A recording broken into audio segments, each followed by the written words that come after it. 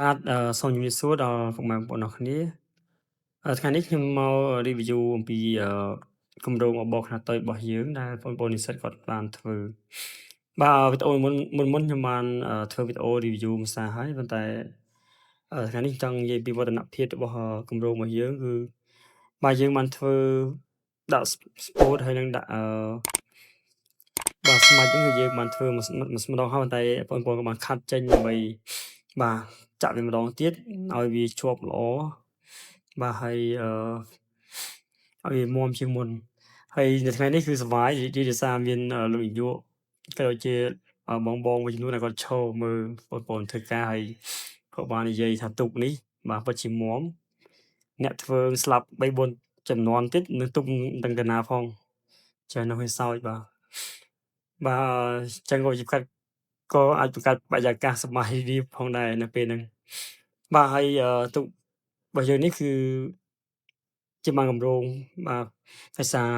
ខាងគម្រោង F4C បាទគាត់បានផ្ដល់នៅគម្រោងសម្រាប់បងប្អូនអនុវត្តបន្ថែមក្រៅពីជំនាញក្នុងរោងជាងរបស់យើងក្រៅពីជំនាញដែលយើងបាន design លើកុំព្យូទ័ររបស់យើងគឺយើងមានគម្រោងអនុវត្តជាក់ស្ដែងបន្ថែមបាទហើយក៏សូមថ្លែងអំណរគុណដល់គម្រោង F4C ក៏ដូចជាលោកនាយករបស់វិទ្យាស្ថានដែលបានបាទផ្ដល់ឱកាសឲ្យបងប្អូនបានអនុវត្តបាទការធ្វើទូកនេះមិនស្រួលទេបាទគឺពិបាកគឺយើងធ្វើបិទ sport ផងការកលឹងក៏យើងមាន fry ក៏យើងមានភាសាការធ្វើដងឡាបផ្សេងៗទៀតគឺច្រើនបាទការងារ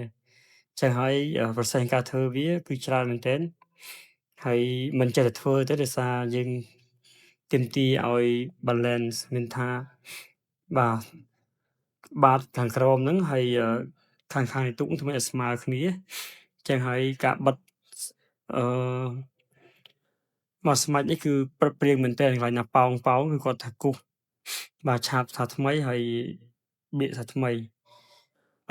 ឡូវនេះយើងបានឆាបចោលមួយសារពីរសារហើយឥឡូវនេះកំពុងតែបិទបន្តទៀតគឺបិទបាតខាងក្រោមហ្នឹងបាន3ជាន់ឲ្យវាក្រាស់បន្តិចដើម្បីកុំឲ្យជ្រាបទឹកបាទហើយខាងបាតខាងក្នុងយើងដាក់ក្តារបាទដើម្បីឲ្យយើងងាយស្រួលជាន់អ្នកជិះគឺអាចជាន់បានស្រួល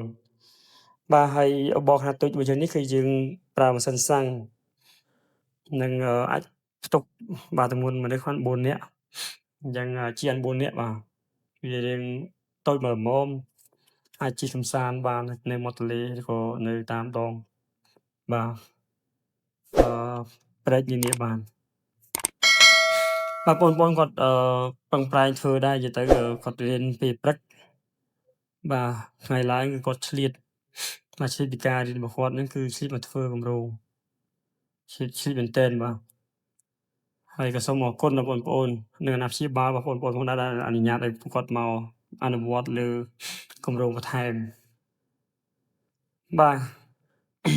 ការពិតយើងធ្វើគម្រោងនេះគឺផ្ដល់នូវចំណេះដឹងឲ្យគាត់ច្រើនទាំងការធ្វើរបៀបនៃការធ្វើទូកពីស្ពោតហ្នឹង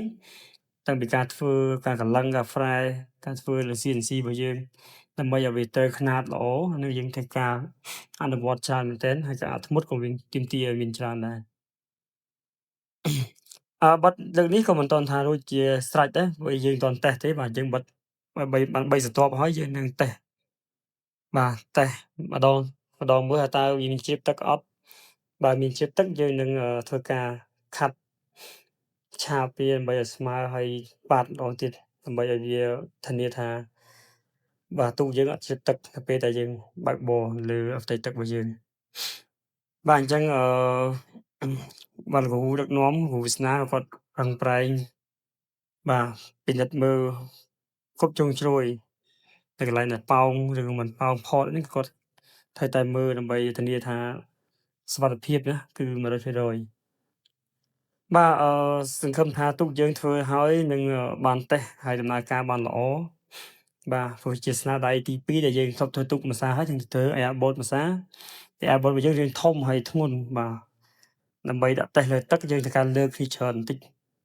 ចឹងហើយបាន airboat ហ្នឹងគឺយើងទុកតម្កល់ការតាំងពីពណ៌ផ្សេងៗហើយយើងមកបន្ថែម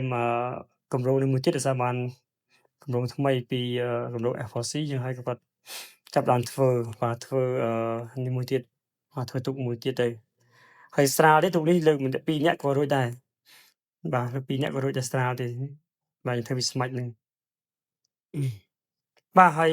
ទូកហ្នឹងបាទយើងប្រើចង្កូតគឺអែមមែនទែនណាចង្កូតយើងគឺប្រើ BMW បាទចង្កូតទូកគឺអែមណាស់អញ្ចឹងធ្វើឲ្យវាស្អាតទូកហ្នឹងបាទដោយសារចង្កូតយើងបានកំងមួយឈុតមកគឺ BMW ទាំងប្រអប់លេខទាំងអីមួយសេតដើម្បីដាក់ចូលលើទូករបស់យើងបាទខ្ញុំគិតថាក្នុងខែ11ប្រហែលជាហើយទូកហ្នឹងបាទក្នុងពាក់កណ្ដាលខែ11ឬក៏អាចថាជិតចុងខែ11នឹងហើយរួចរាល់ជាស្ថាពរដោយសារការប្រឹងប្រែងរបស់បងប្អូនគឺធ្វើរាល់ថ្ងៃអត់ដែលខានទេចឹងហើយការធ្វើនេះនឹងរួចរាល់នៅចុងខែ11បាទយ៉ាងយូរណាស់បាទហើយហ្នឹងហើយបងប្អូនទាំងអស់គ្នាបាទខ្ញុំសូមអរគុណច្រើននឹងការតាមដានទស្សនាវីដេអូនេះសង្ឃឹមថាពេលហើយយើងតេស្តមើលសាកល្បងម្ដងទៀតបាទសូមអរគុណ